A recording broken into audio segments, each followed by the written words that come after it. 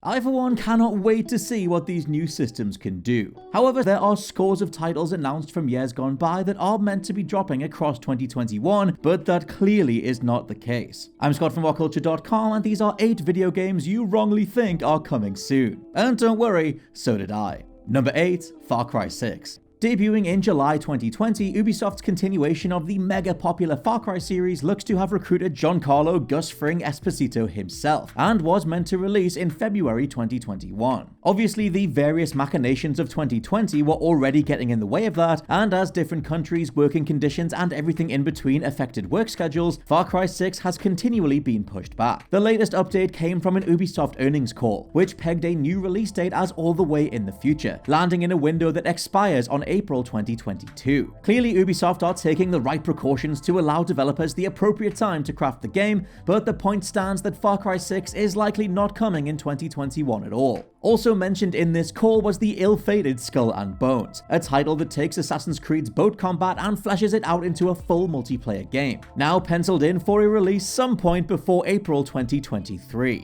Number 7, Bayonetta 3. I don't know about you, but I love a totally frank video game creator. The industry can be loaded with buzzwords and corporate fluff, and sometimes you need someone like Platinum Games' Hideki Kamiya to set the record straight. Now, Bayonetta 3 was announced way back at the Game Awards in 2017, following the hype of the Nintendo Switch as an exclusive, but it's completely dropped off the map since. Now in its 4th year of zero updates, Platinum's co-founder has told fans his suggestion is to reset and forget about Bayonetta 3, stating that when something finally does happen, it'll be a nice surprise, won't it? Kamiya seemed to be in good spirits when it comes to discussing a project that must have hit a good few bumps even before 2020, saying there's a lot of the year left and we've got to have something, right? Well, I mean, yes, but that's also what we've all been thinking for almost half a decade now.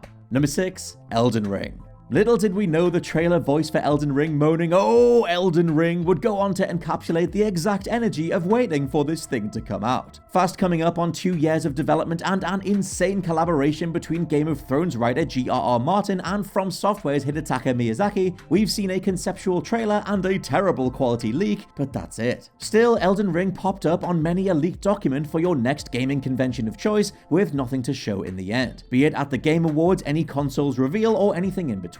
Sadly, now it seems Elden Ring will also be absent from E3 2021, and assumedly the rest of the year to boot. Word comes from VentureBeat's Jeff Grubb, who confirmed that neither Elden Ring, HELLBLADE 2, or Hollow Knight Silksong will be showcased at the event. Number 5, HELLBLADE 2, SENUA'S Saga. The game that first showed us what next-generation in-game graphical tech could look like, Melina Juergen's incredibly powerful performance as Senua was brought to life by the Xbox Series X at the Game Awards in 2019. Since then, though, HELLBLADE has gone from being an assumed frontrunner for the system to something that Ninja Theory themselves are developing alongside Project Mara. The latter is a revolutionary and genuinely jaw-dropping set of tools aiming to let various developers capture real-life environments. For HELLBLADE though, as mentioned earlier, it's been confirmed to not be at E3, and that's besides the fact that video blog entries from Juergens showed that most of her life across the last year has been spent training to replace Senua's original stunt double Chloe Bruce, admirably taking the role of Senua on in full. With the Project Mara tech Dreadnought clearly bolstered by Microsoft's acquisition of Ninja Theory in 2018, it increasingly feels like HELLBLADE 2's debut trailer was more for the sake of the Series X than anything else, as Senua's Saga also wasn't on Xbox's own rundown of which games are releasing in 2021, it's safe to say that this is still a long ways off.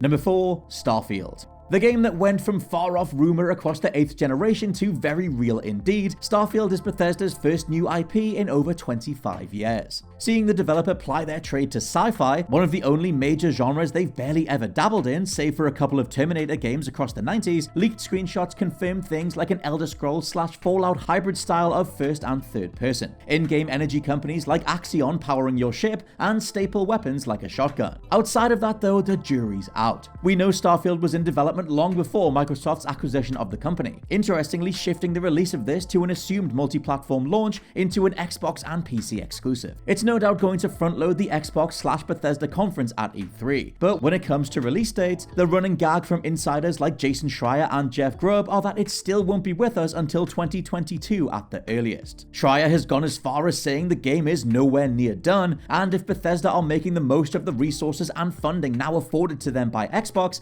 maybe Starfield's production quality starts to match the likes of Naughty Dog and Rockstar, rather than more of that Bethesda jank that we know all too well. Number 3. Vampire the Masquerade Bloodlines 2. A cult classic with a devoted following telling all those in the vicinity to please play this game, the original Vampire the Masquerade Bloodlines sits right next to the likes of Blood Omen and Vampire as the best titles that let you embody an Agent of the Night. For the sequel then, we first got word it was actually happening at the start of 2019, following an acquisition of source material creators White Wolf by Paradox Interactive. The project felt imbued with confidence, and we quickly got flurries of screenshots, intended game mechanics, and even gameplay demos, showcasing hyper-detailed, impressive character models, teasing a deep dialogue system, and various ways to complete levels. Then 2020 happened. An official announcement would come from developers Hardsuit Labs and Paradox that the game was shifting release to 2021. But in just February of this year, the game has been delayed indefinitely. Pre-orders are no longer being taken, and Hardsuit have been taken off the project as developers altogether. With little reason given and a new team having to step in and pick up the pieces, it'll be a small miracle if this game emerges as a worthwhile successor, let alone be playable enough to recoup some sizable development costs. Number 2. Dying Light 2. And if you thought the development of Bloodlines 2 was rocky, you haven't heard about the absolute tire fire that is Techland's CEO actively sabotaging all work on Dying Light 2. Revealed in a staggeringly frank and essential article over on The Gamer, speaking anonymously to many members of the team, they refer to Techland founder Paweł Maciuka and the higher-ups as a nightmare to work with. Over 20 staff have left since the close of 2020, including veterans of multiple decades, with many citing a toxic work environment where experts are ignored, bullied, and belittled, as whatever the executives say goes. Keep in mind, Dying Light itself came from the tumultuous development of Dead Island 1 and potentially 2, as Techland broke away from Deep Silver to do their own thing. Announced at E3 2018, Dying Light 2 was set to be a massively interactive, zombie-filled open world where different factions, leaders, and missions could shape the experience over time. Hugely ambitious, the project is now delayed indefinitely, has been reportedly overhauled 6 times, and apparently has Maciuka making up new features as he goes along, securing further funding for a game that never comes together. An update in March did show some extremely promising footage, but at this stage I wouldn't believe anything until we get launch day code. And number 1, God of War Ragnarok. Sony really need to get a handle on what the F is happening with God of War Ragnarok. First debuting in a September 2020 PS5 showcase, the date was clear to see as 2021. However, since then, this has remained the only time God of War 2 has been linked with a 2021 date, leading me to believe that this announcement was more for investors and to hype up pre-orders of the console than the reality of game development. God of War 2 has since been missing from all of Sony's various 2021 release slates, be they in video or website form. Bloomberg's Jason Schreier tweeted in May 2021 that the game was actually delayed months ago, but we're yet to get an official announcement. In general, not even beloved creative director Cory Barlog has provided any additional info on the story, characters, or gameplay mechanics. The longer Sony wait, the harder it gets to say one of your headlining titles is no longer appearing on PS5 this year, and that's before we get to the reality of it almost definitely also being on PS4.